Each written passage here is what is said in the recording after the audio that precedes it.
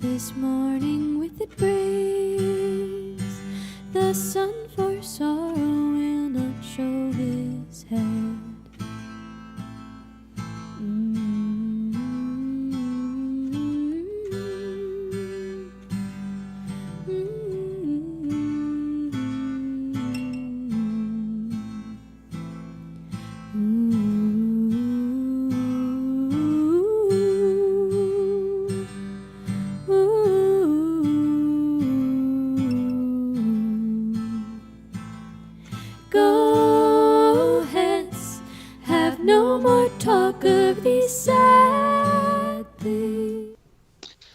Hello, everybody, and welcome to another episode of This Would Know. My name is Daniel. I'm Monty. And joining us today is a fan favorite, a personal favorite.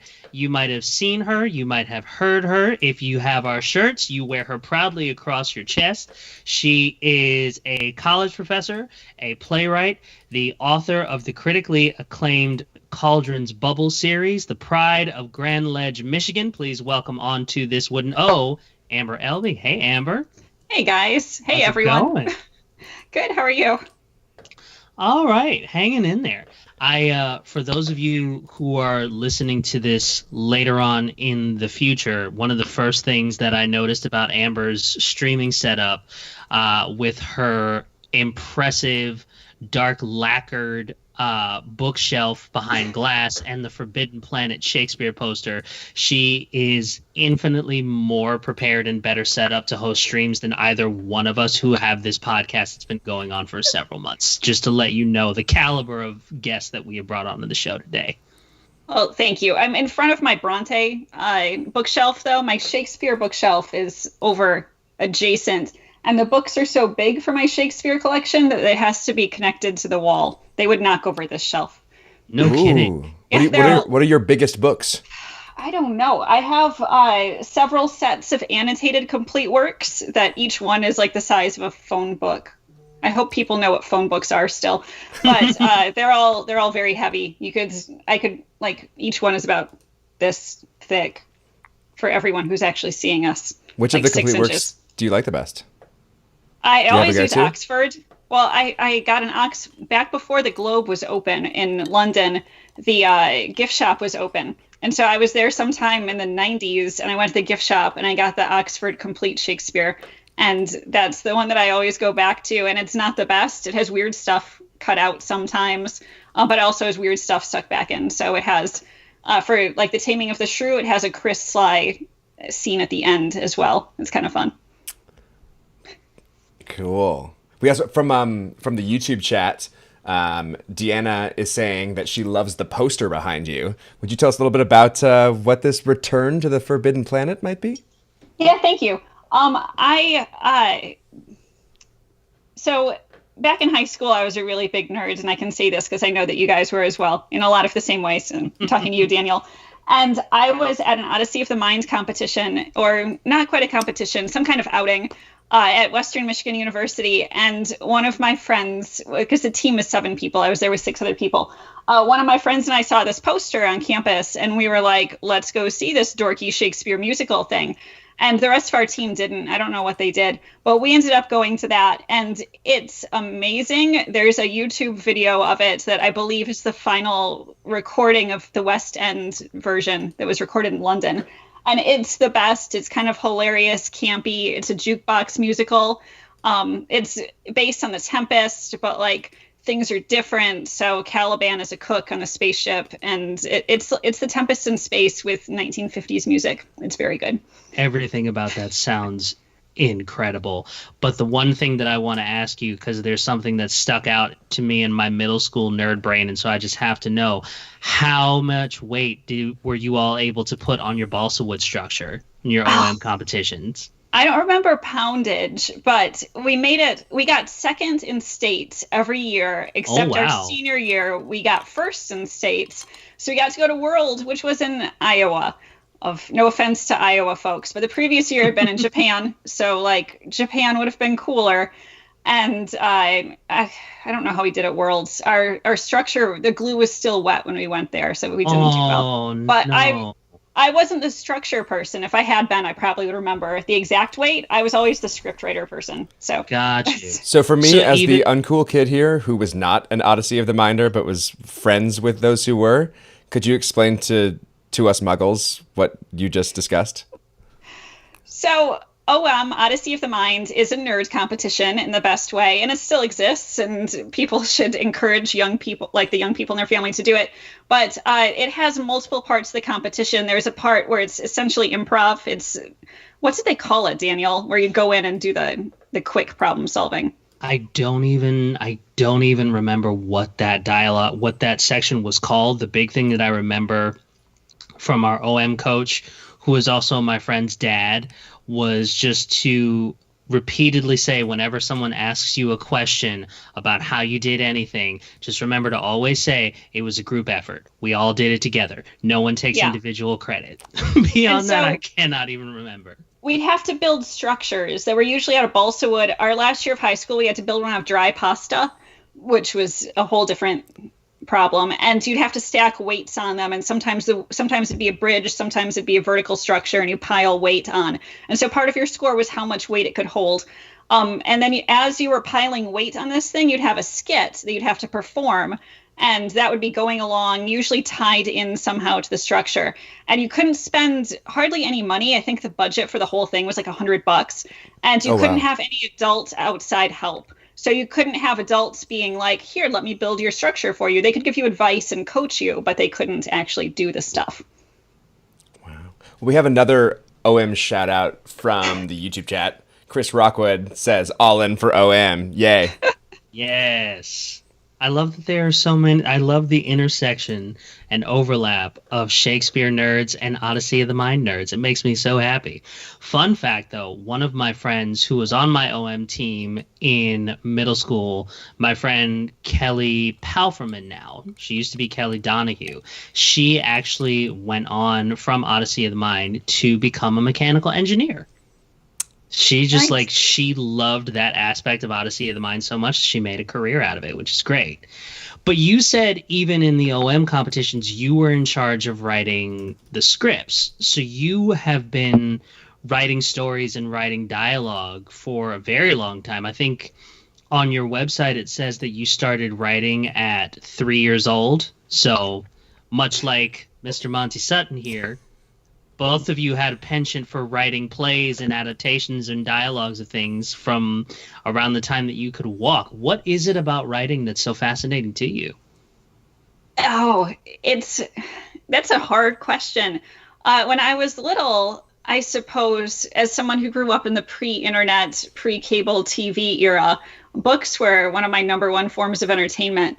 And we spent a lot of time in London when I was a kid, and it was always a treat to go to the little independent bookstores there and get to pick something out. Some of my favorites, in case anyone cares, are Bagpuss the Cat and The Flower Fairies by Cecily Mary Barker. And those are still my favorites. But I was always exposed to books, and books were very cool.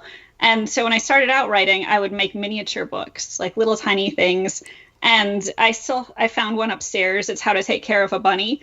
And I didn't have a bunny when I was little, but I wrote a book, I think, to show my parents, like, I know how to take care of one, let me have one. And it didn't really work.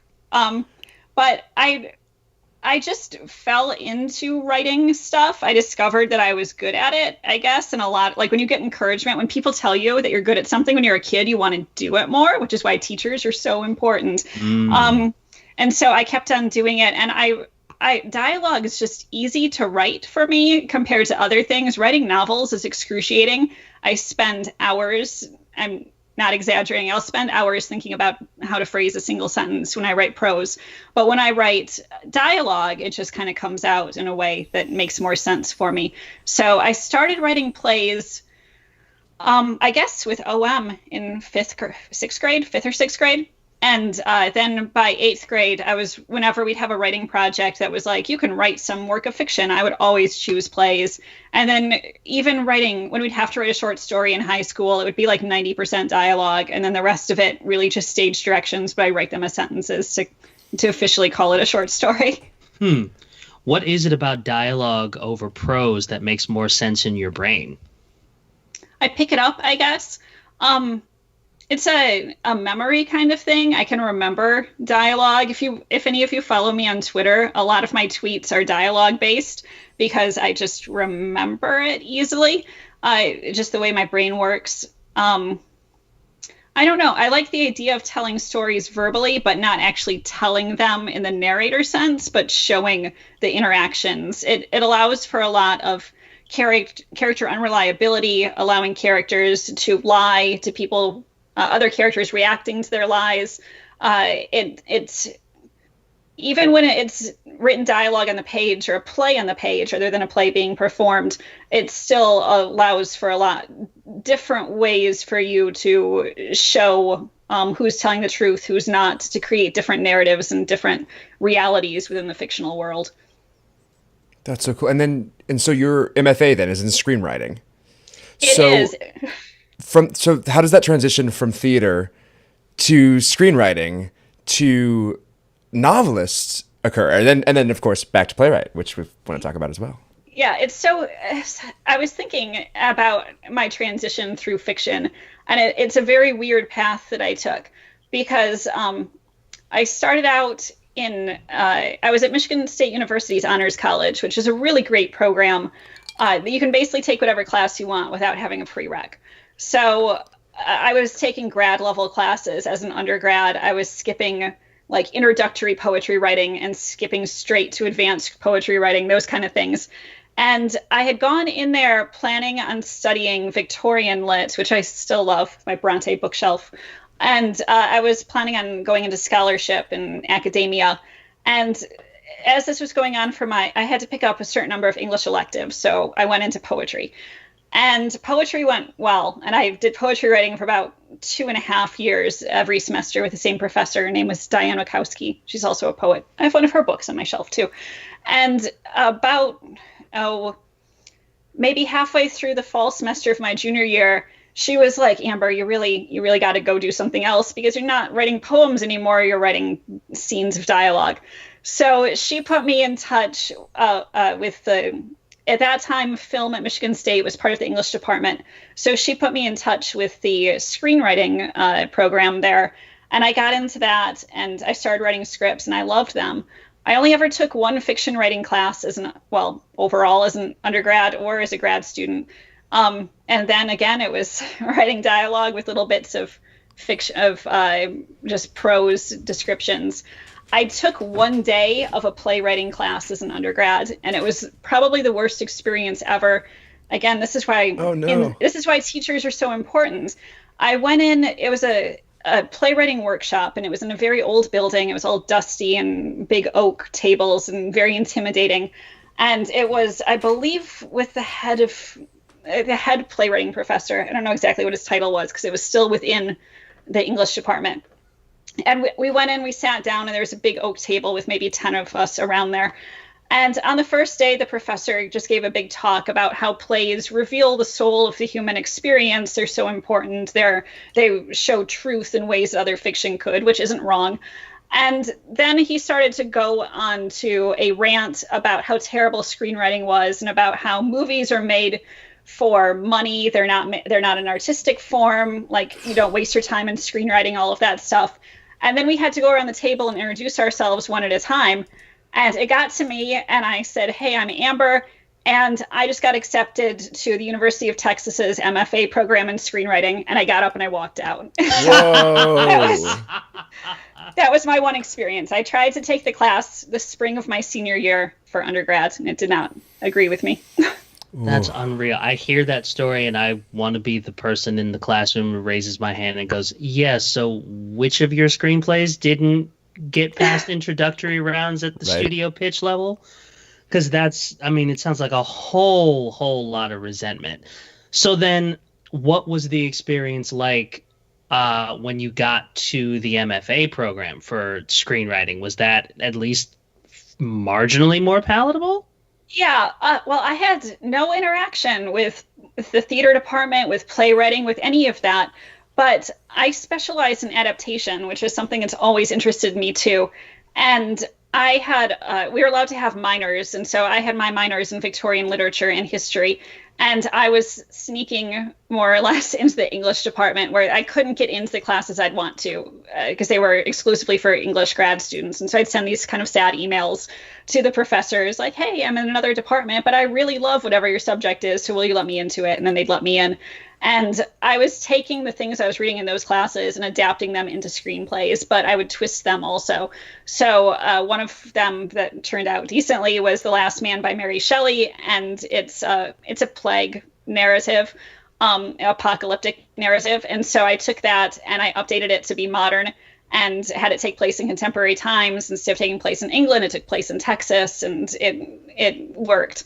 So I did this over and over again. I actually started with Adaptations as an undergrad. The script that got me into UT was a modern day adaptation of Wuthering Heights that took place in northern Michigan.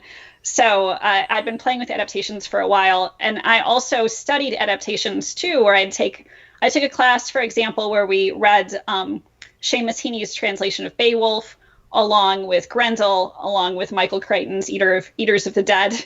And so we talk about how a story starts and then progresses through time. So I got into multiple genres, I guess, working with the adaptations, usually into screenplays. And then during my senior thesis, which was not an adaptation, my thesis screenplay was a dark comedy, gangster, feminist noir film, not a film, but feature-length script.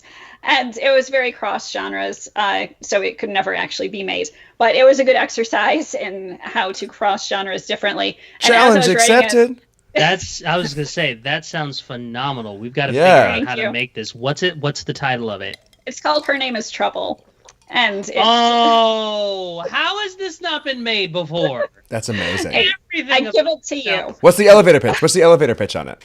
It's that, well, Jesus, it's been like 16 years. Well, not that long. I graduated in 2007, so 13 years. But it's a crime job goes wrong, and a petty criminal has to work with a young woman who he picks up to stop a crime boss from taking over New York. So, ladies and gentlemen, you heard it here first. Coming to you next summer, Rude Grooms presents a gangster feminist noir by Amber Elby. That's right. Her Name is Trouble. Watch out, Marvel. Here we come. Thank you. On that, I want to. We're getting lots and lots of celebration. Mic drop on your walking out of that playwriting class, and some applause. If I had a mic, it would have been dropped. Like, I would have done it. Well, we got to maintain the audio quality for the podcast, but otherwise, yeah. Something though that you did say earlier that I find interesting that I want to touch on. You said that you've always gravitated to adaptations as a genre. What is it about adaptations that you find so compelling? No story is original. It's fallacious to think that they are. It's fallacious to think we have original ideas. Every story has been told again and again and again. And in my screenwriting classes, which we did have specific adaptation classes too, which were really helpful for this, we'd talk about, well, where do ideas come from? And just naturally, a lot of ideas come from other forms of fiction. And one of my professors would always say that if we run out of ideas, always use Shakespeare, because it's true. Everything is related to Shakespeare in one way or another. All of modern Western fiction that we experience has themes, characters, conflicts, something in common with him.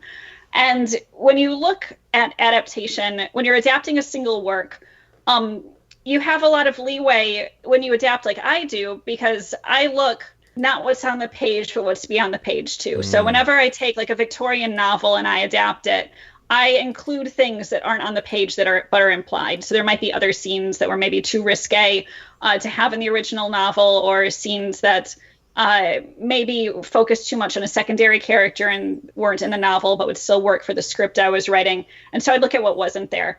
When I think about adapting what I do for Shakespeare, I think of the canon as a web. And one of my books behind me is a book called The Bronte's Web of Childhood, that's by a former UT librarian who was named Fanny Ratchford. And back in the early 20th century, she read the Bronte's Juvenilia. And this is hugely dorky, but there are tens of thousands of pages of surviving manuscripts that the Bronte family wrote when they were kids. and it's all crazy intertwined. It's their juvenilia is more than all of their adult novels combined, probably 10 times over. There's a ton of it. And they were constantly rewriting, creating new characters, having strange interactions, having characters reborn as previously existing characters, and so their timelines weren't linear. And Fanny Ratchford took this stuff and tried to make sense of it. And I studied her a lot in grad school, and I studied the Bronte's juvenilia. And so then when I come into Shakespeare, I don't just see what's in the play. I see all of the other stuff, too, because that's how my mind, studying the juvenilia, was trained to work.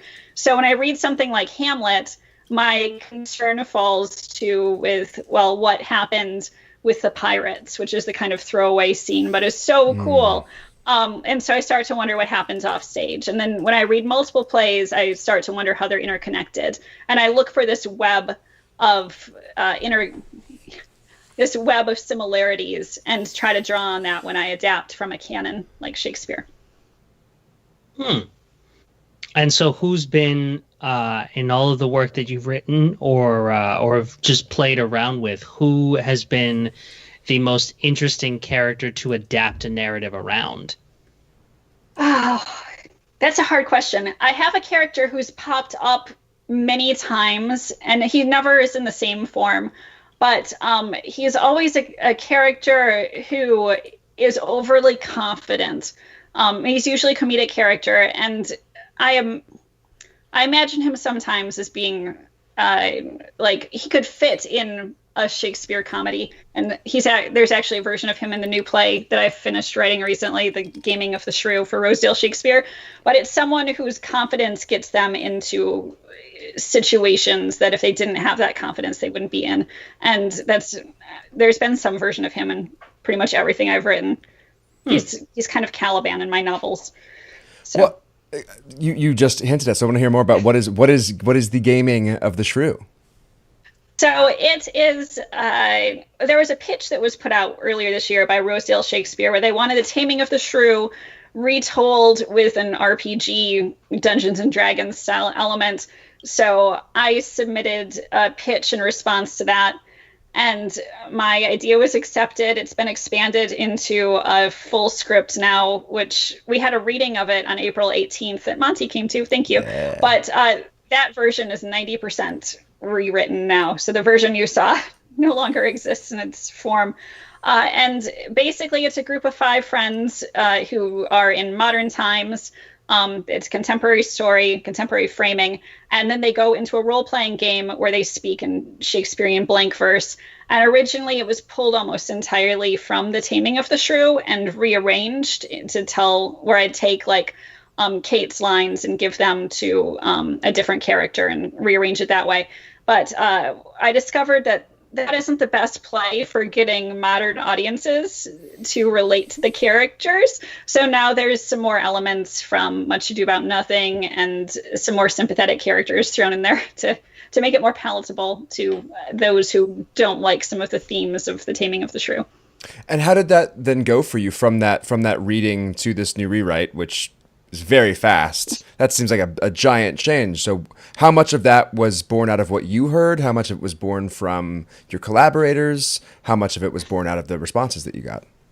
I had about 5 pages of notes that I took as we were reading it, and it aligned nearly 100% with all of the comments that I got back. So by the time I actually received the comments from the actors and producers and directors and viewers, I had already made those changes. What do you find is the harder thing to do as somebody who's not familiar with the writing process at all? Do you find that the coming up with the initial concept or going back and rewriting is the more difficult thing for you? I don't know about difficulty, but I enjoy rewriting a lot. It's emotionally and physically exhausting to write a first draft. I lose sleep. I lose weight. I lose the ability to connect to the real world. The closest thing I can compare it to, at the expense of sounding insane, is my family, we douse for water. Like we use witching wands, and we have the ability to go out and find water lines and such with 2 sticks that cross. And to do that it takes a really deep state of concentration. And that's the kind of concentration that I use when I write, especially first drafts, because I feel like I'm pulling stuff out of the air a lot of times and putting it onto the page. When I go back and revise, it's a lot less exhausting. It's a lot more fun because I have a clay model, essentially, that I'm working with, and then forming it into something that looks more finished. And that's an easier process for me. So I don't know. It depends on the situation. That's really interesting. A kind of similar question that also returns to your love of dialogue and the fact that dialogue spills out of you more easily than prose. How do you create different voices for different characters? How much effort and planning goes into it, and how much of it is from your subconscious? It's hard to say, because I want to say it's a lot from my subconscious, but my subconscious has been trained so much with 7 years of college and starting earlier in middle school and high school that it's very much a learned technique too. I've just been doing it for so long that I don't remember learning it. But it's strange because I think so hard about the descriptors, about the syntax of my prose that's not dialogue. And I actually didn't think that I could write non-dialogue very well until my thesis advisor was like, I wish that some of these sentences would show up in a script for my description lines. And so that gave me, I actually had a sticky note when I was writing Cauldron's Bubble that was like, Richard Lewis believes in you. And he's my thesis advisor. And I was like, I have to remind myself that he thought I could write prose. And so it's, again, to sound crazy, the characters exist a little bit in my head, and they can have conversations, and they also do things at times that surprise me. And there are a lot of writing for me is such a circle. Maybe it's more of a spiral, because when I write the first draft, my first draft of Cauldron's Bubble, the complete first draft, was 18,000 words, which isn't long at all. And so I started out with this little thing, and then I kept on building it and going back and making it wider until I got up to, I think the final draft is about 45,000 words. And I just kept on adding different things, and it wasn't always adding new scenes and adding conflict. It was adding depth to the characters, adding things that I would have in my head that I would sometimes think that the readers would understand, but they weren't explicit enough. And so I'd have to go back and make those a little bit more explicit, and just building and building until I got to where it was. Something that I found interesting in what you just said was about the way that the characters will surprise you in certain ways. I find that idea fascinating, because it's all coming from, like you said, you're pulling it out from the ether, but it's all getting funneled through you. So what do you do when, do you ever have moments where the characters and the choices that they make and the places that they naturally want to go will diverge from your initial plan for the book? So how do you sort of deal with the changing of course that can happen when characters do something that not even you expected? Yeah, that's a good question too. When I started writing my books, I did have a very limited outline. I like to call it a skeleton. I had a skeleton plot. And as I was progressing, I kept on adding layers of tissue or veins or something to make it more dense. And the characters, the biggest change happened, not because the character changed, but because I changed as a writer. And one of my characters, without spoiling anything, one of my characters was supposed to die at the end. Not to say that no one dies, because they still die. The characters have to die. And I'm never afraid to kill them off. But I had one character who was going to die. And then I saw the play Amelia by Morgan Lloyd Malcolm when it was in the West End in London. And that got me rethinking. And I thought, I have to rewrite the end. And I already had the final scene where this character died written. And I realized that it didn't work. It wasn't fair to the readers. It wasn't fair to maybe the children who read my books, my daughters especially. So I decided to save that character, and it had really good consequences because the character ends up being important in the next book that I'm writing, Caliban and the Void. But a lot of times when characters do change, it fits in so well that it's an easy step to just go back and change the previous scenes to get them all aligned.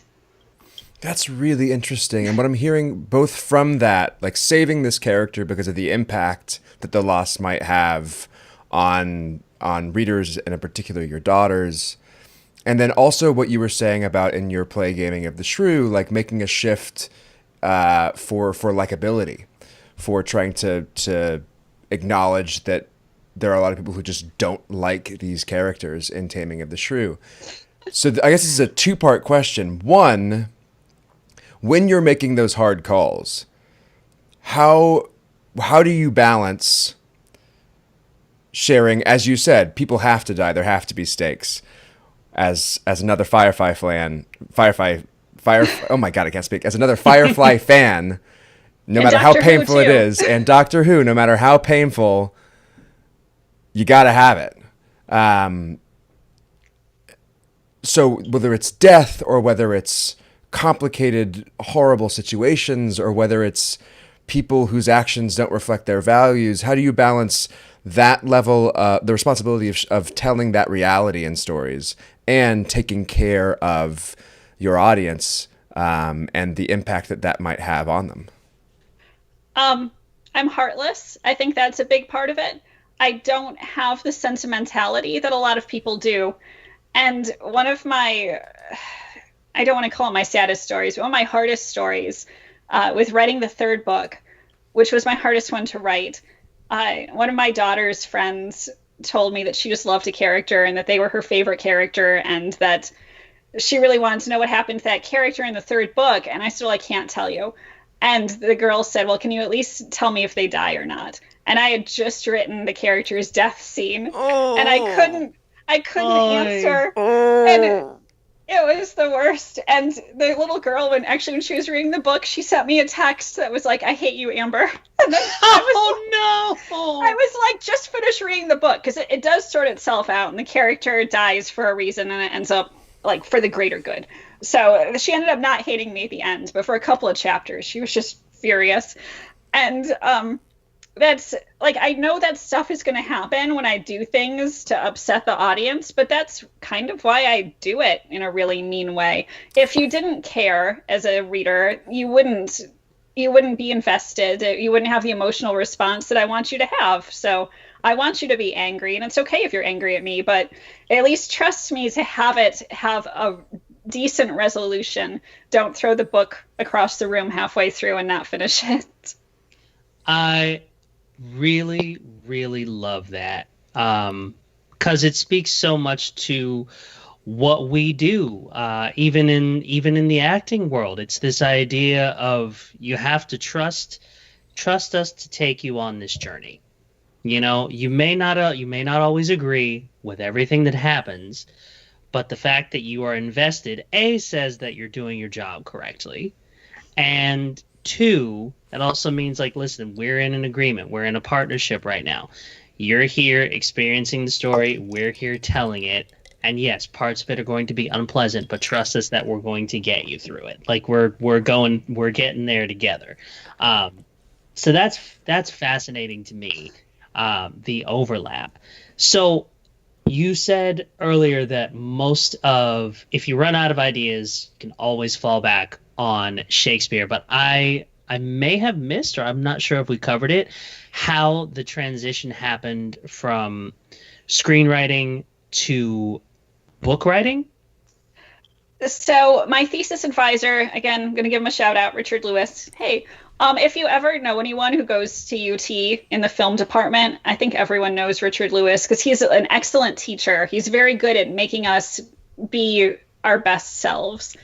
And in addition to him giving me confidence with the ability to write prose, he told me at one point that you write screenplays for other people. If you want to write for yourself, you write novels. And I had the idea for Cauldron's Bubble when I was teaching high school in Austin, and my students needed a bridge text. I was teaching 9th grade English, and our theme was like classics of literature. And I taught Beowulf, and the students had previously read Grendel. And I taught the Odyssey, and the students had previously read the Percy Jackson series. And then I got to Macbeth, and the students had no idea. And I was like, there needs to be something that students can read relatively quickly. So this is part of why my books are short. And it needs to be something that draws them in from an outside perspective, not just here's a bunch of Shakespeare stuff, try to understand it, but here are characters that you can relate to as a young person who experienced Shakespeare's world as an outsider also. And so that was essentially where the idea for the concept of Cauldron's Bubble came from. And then all of the fantasy elements kind of came about from Banquo's line of, which I'm not an actor, so this isn't exact, but Banquo's line of like, the earth hath bubbles and these are of them. So when he's talking about the witches, so I kind of latched on the idea of a magical bubble and playing with the witches and different scenes from Macbeth. So one of Act 1, Scene 3 of Macbeth, where the witches talk about the sea captain that they kill, that ends up becoming a major part of my books too. So I was taking these kind of offstage things and combining them with new characters for young people to read. If anyone knows the screenwriting world, the odds of getting a film actually produced from what you write, it's 100,000 to 1 at the best. So to try to get something into the hands of young people to actually help prepare them and to have it be my own, then a novel makes more sense. I love the specifics that you've already mentioned about what from Shakespeare you're able to incorporate and why. I'm curious as to if there were any other like moments that you were like, yes, this is where I can start to build that first skeleton. And then to the second part of that question is, was there ever anything in performance rather than in a text itself that worked its way into your books? Like an artist's interpretation of the play rather than the writing of the play itself? Those are both good questions. I had versions of Shakespeare in my head that were from my parents growing up. My parents sold Victorian fireplace tiles, and there are some that I believe are called by an artist called Moyer Smith. I think I have that right. My mom's probably on Facebook, like frantically typing the name of the artist right now. But they were scenes of Shakespeare. I'll check to be sure. Okay.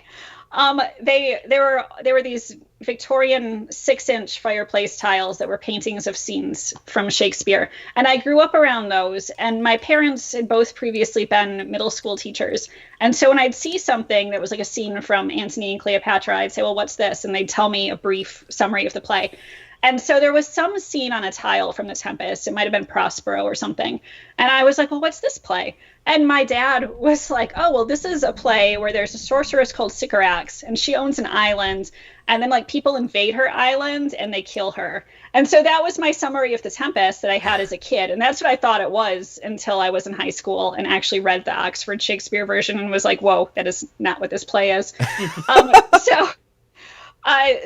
My own versions of Shakespeare in my head were a big part of what went into my books, and those don't always align with what was written. In terms of performance, I actually hadn't seen a Shakespeare performance from about 2004 to 2018.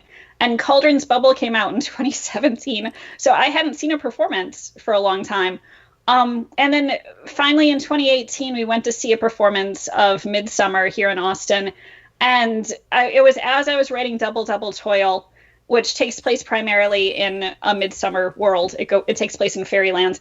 And, oh yeah, thank you, Monty. He's holding up the cover. And in the production we saw, Puck was very much a hobgoblin. And he wasn't like a nice little fairy Puck. Like, he was evil, and he had black feathers and like demon horns, and he was really bad. And so I was like, yes, this is the Puck that I see when I read the play. And so that was the Puck that went into my book too. And then after saying that I hadn't seen Shakespeare in forever, it was in response, we had this gap because we saw a really bad production of As You Like It, unfortunately. And my husband, I took him to see it, and it was just terrible. And it made him distrust Shakespeare. And it also made me kind of distrust the ability of artists to do it well. And which is terrible. I obviously didn't know any of you guys at the time. I would have had more faith then. But after seeing the really good Midsummer, we ended up seeing almost 30 plays in 1 year. So we saw a lot of Shakespeare after that to make up for it. Wow. That's amazing. And how did actually seeing that number of performances after seeing none for almost 15 years, how did that influence your writing? I have a notebook. I have a physical notebook, and then I have notes on my phone where I just take dialogue as we're going. And even with your Zoom productions, I'm writing down dialogue. So from Merry Wives, there was the line about raining potatoes that immediately went into my Gaming of the Shrew script. So I can listen to the dialogue and then write it down and then basically mine it for my own work in a way that's much easier than reading it, because when I see an actor spit it out and emphasize it, it has a different level of urgency or tone that makes me understand if it's important more so than just reading what's on the page. And so, particularly with Gaming of the Shrew versus the Cauldron's Bubble and that series of novels, are you finding that the ways in which you're having characters, because it's such a different use of Shakespeare, right? Gaming of the Shrew, it's people in this RPG setting. The Shakespeare is coming out as a part of the game environment, whereas it's the world and the structure of everything in the novels. So, have you noticed a difference in how the Shakespeare text itself gets incorporated, both in novel versus play, and in those specific alternate types of adaptation? Yeah, when I write my novel, I don't actually refer to the characters as Shakespeare's characters. I call them like my Caliban or my Ariel or my Prospero, and they're different than Shakespeare's. Even though I have different characters spitting out the lines in the Gaming of the Shrew, I feel a lot more allegiant to Shakespeare's original words. And it hurts me a little bit to have to change the tense, for example, which I've had to do quite a bit, or change the pronouns of who they're talking to and that sort of thing. Whereas when it's my novel, I'm like, this is my Prospero, and if he's going to be a dick, then that's on me. It's not on Shakespeare. So it's a different level of ownership, I suppose. Cool.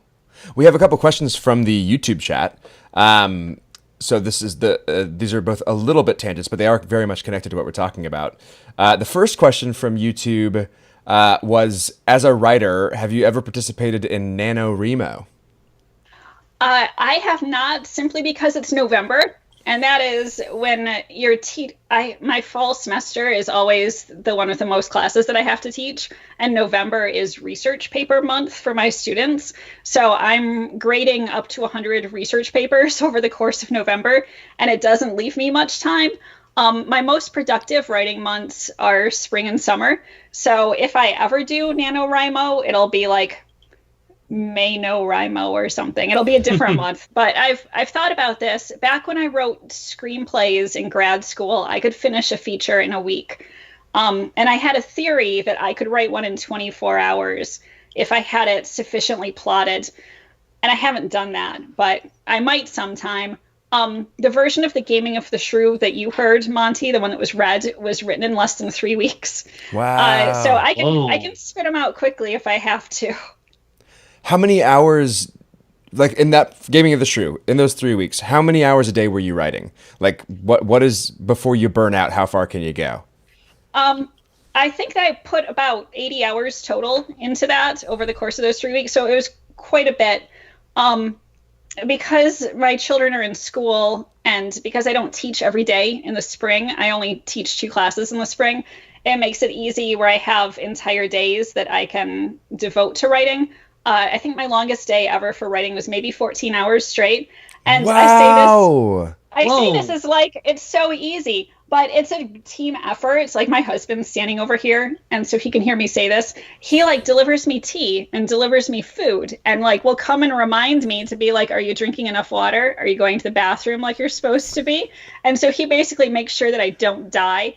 And there's some times when I get a little bit scared to write when I'm alone because I'm afraid that I will get so into it that I will forget to drink or take care of myself. Wow. And I call it going down the rabbit hole, the intense concentration that I have. And I get scared. Sometimes I'll get stuck down there. I also don't write at night because it gives me really severe nightmares. And I don't drink even the day before I write, because I need to have the intense concentration. Do you when you talk about like down that rabbit hole, is that synonymous with flow state, or is it a different type of thing? No, it's like that. And whenever I hear people talk about like flow state or something, we always describe it slightly differently, but it's the same thing. We just experience it in different ways and have different ways of describing our experiences. Well, then our second YouTube question is, aside from the works themselves, who or what inspires you? Oh, traveling a lot. There's a part in the first act of Cauldron's Bubble, because all of my novels have 3 acts, because I'm a classically trained screenwriter, which I say with some degree of sarcasm. But I always think in 3 acts. And there's a part in the first act of Cauldron's Bubble that takes place on a pirate ship. And I had the whole thing written. It was like this escape plan. It's about Hamlet on the ship. And so it was this really intricate, like, multi-chapter thing. And we went to England as I was about halfway through the script. And we went in, like, on the south side of London, south side of the Thames, there's a ship that's a reproduction of the Golden Hind, which is Sir Francis Drake's ship. And we went on that, and we're touring it, and it was just like us. There was no one else there. And I was going around going, well, shit, this is nothing how I imagined it. And everything was small. It was cramped quarters. There was no privacy. And we got done, and I said, I'm going to have to rewrite, like, the whole beginning of my book. And so I did have to go back and rewrite everything so it could take place in this smaller, less private environment. So traveling helps with that, too. Also, random stuff that I remember. All of my books have poetry in them, 19th century poems. They have these weird references to my favorite 19th century books. So there's like a shout out to The Tenant of Wildfell Hall by Anne Bronte in my 3rd book. There's, I think, been a Jane Eyre reference in every single thing I've ever written. And little snippets of poetry. There's a snippet from Lord Byron's We'll Go No More Roving. There's part from The Lady of Shalott by Tennyson. Emily Dickinson is in my first book. Emily Bronte, lots of little poems like that. And then weird things that I remember for no reason. So in my 3rd book, I needed something written on a gravestone. And when I was 7 or 8, and again, if my mom's on Facebook, she can type and correct this. But when I was 7 or 8, we were in Massachusetts going through a historic cemetery, and there was a gravestone with a poem on it. And I remember being deeply connected to this poem and standing there and memorizing it, like sitting in the cemetery, just reading the poem out loud over and over again until I remembered it. And it was, stranger pause as you pass by, as you are now, so once was I, as I am now, soon you shall be, so welcome death and follow me. And I got to my 3rd book, and there's a reimagining of Hamlet's gravedigger scene. And I was like, well, I know what's going on the gravestone there. And I threw that in. And then there was a part 2 in the 3rd book where a character is caring for a character who's injured and has this strange memory pop into their head of a folk song. And it was a song that I remember learning in 2nd or 3rd grade about sucking venom out of someone who had been bitten by a snake. And I didn't remember the song exactly, but I was like, I'm going to look this up. And I found it.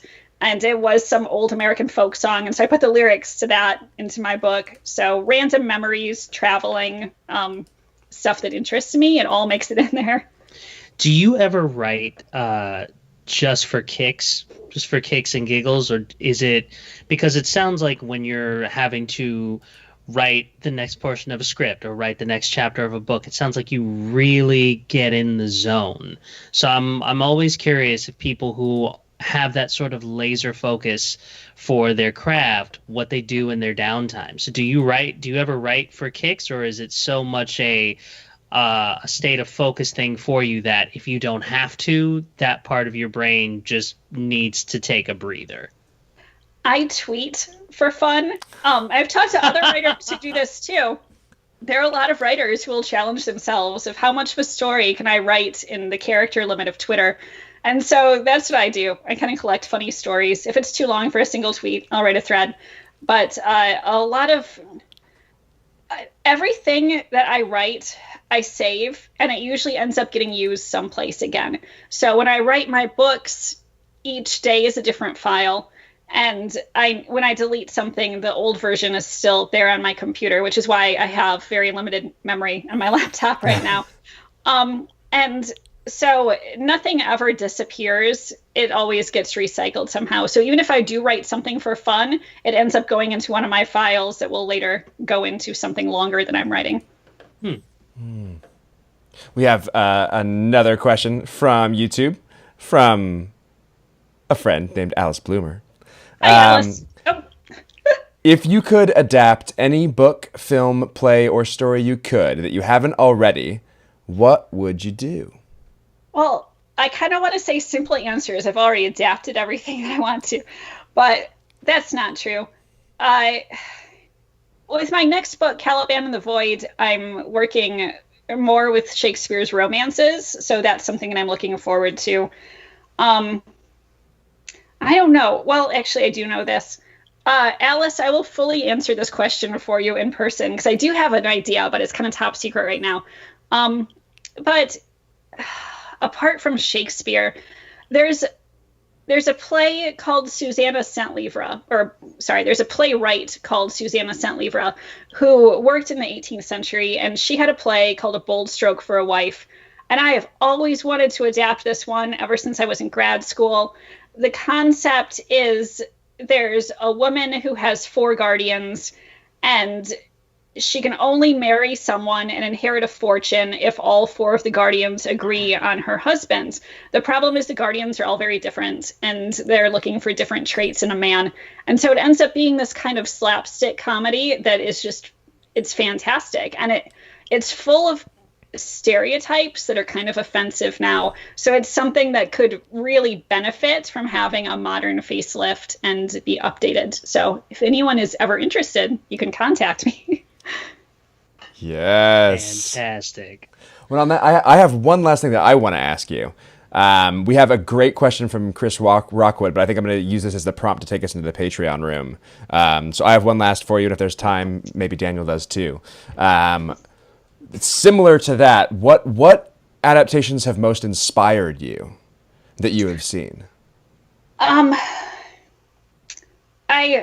love the TV series Penny Dreadful, because it gave me permission to do what I wanted to do.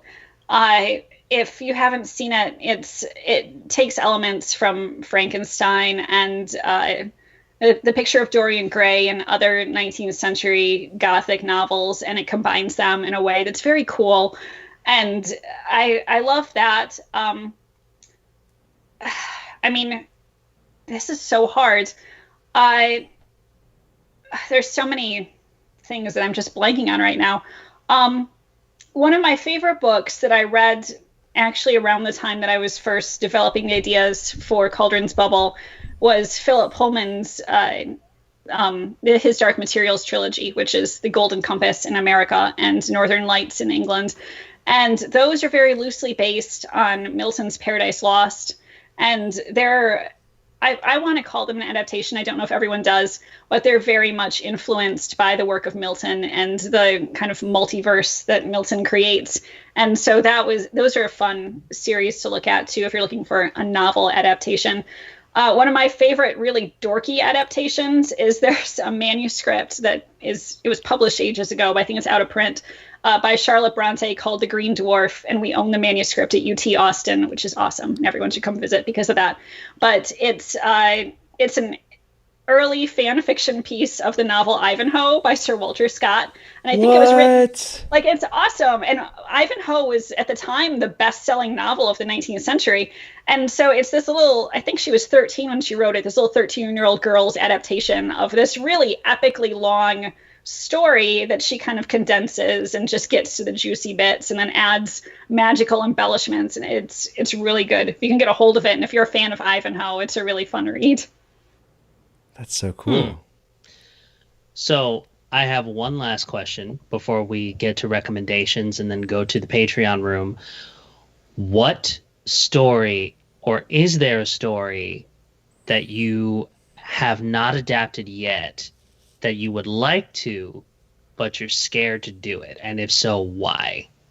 I've thought a lot about things that are fairly impossible to adapt. for different reasons. When I was an undergrad, I adapted without permission because it was just for a student project, and so it was totally legal. But I adapted The Handmaid's Tale, and I kept the anachronistic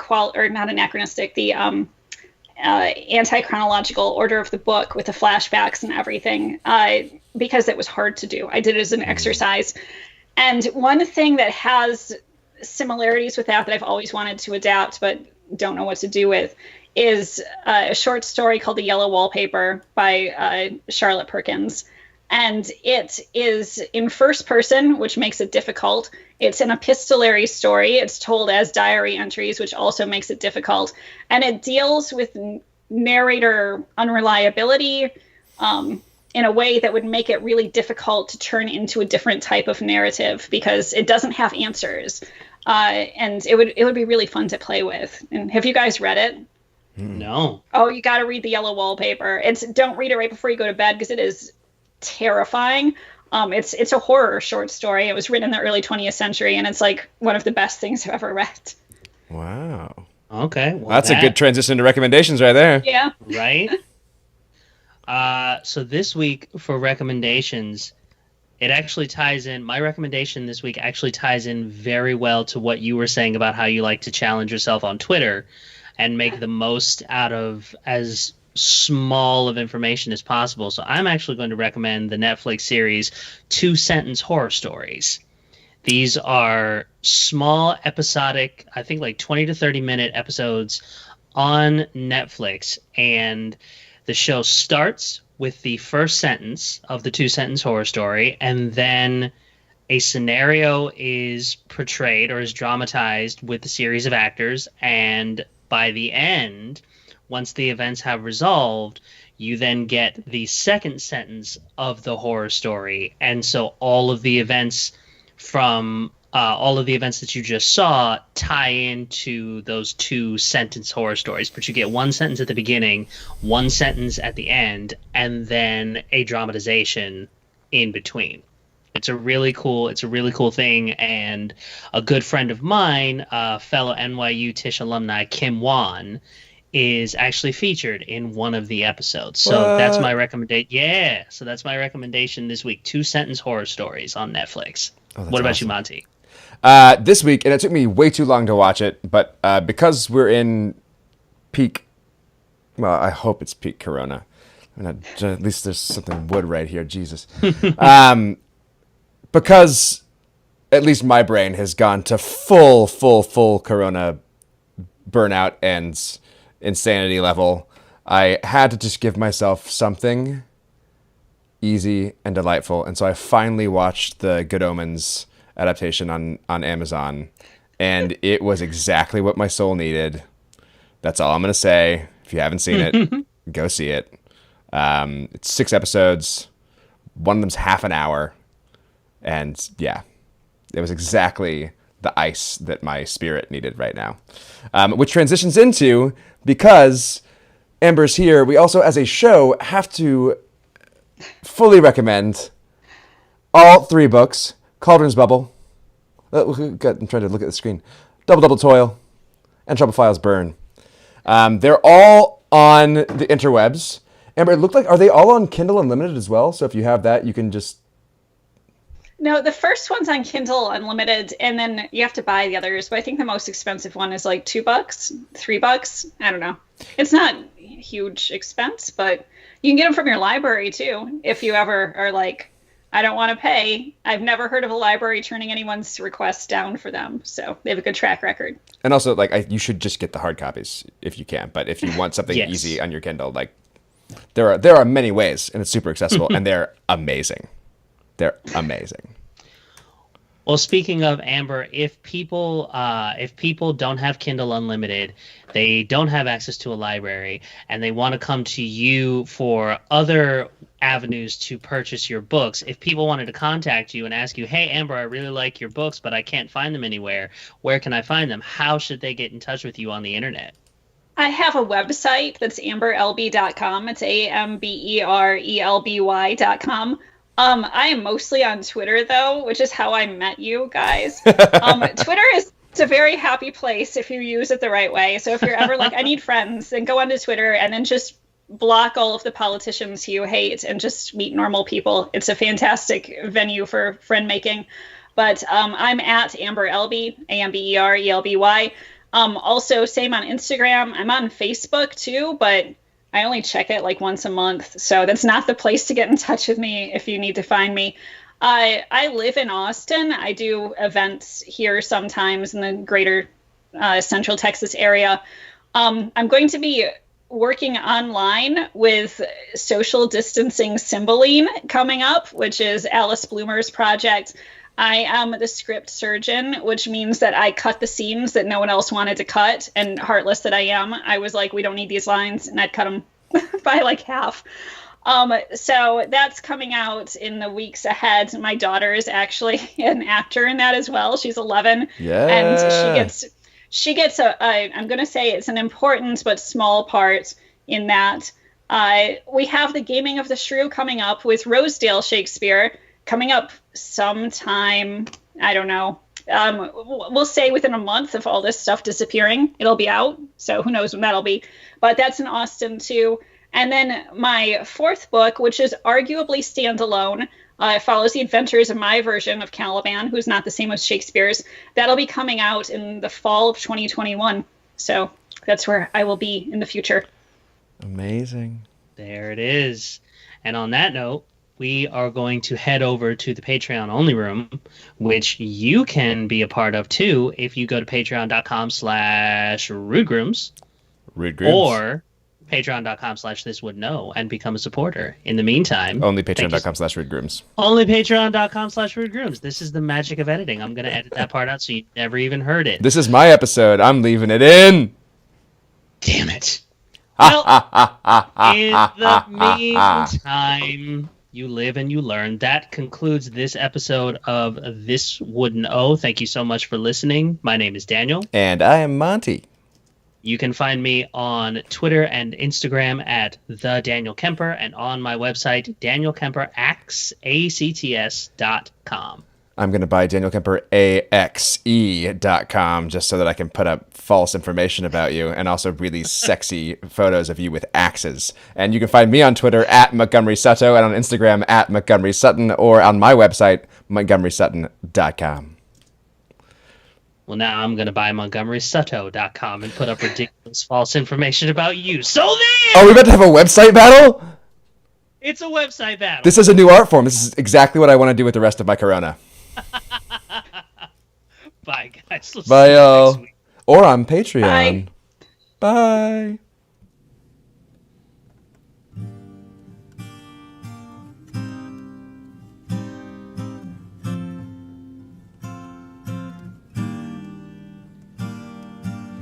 Done to death by slanderous tongue.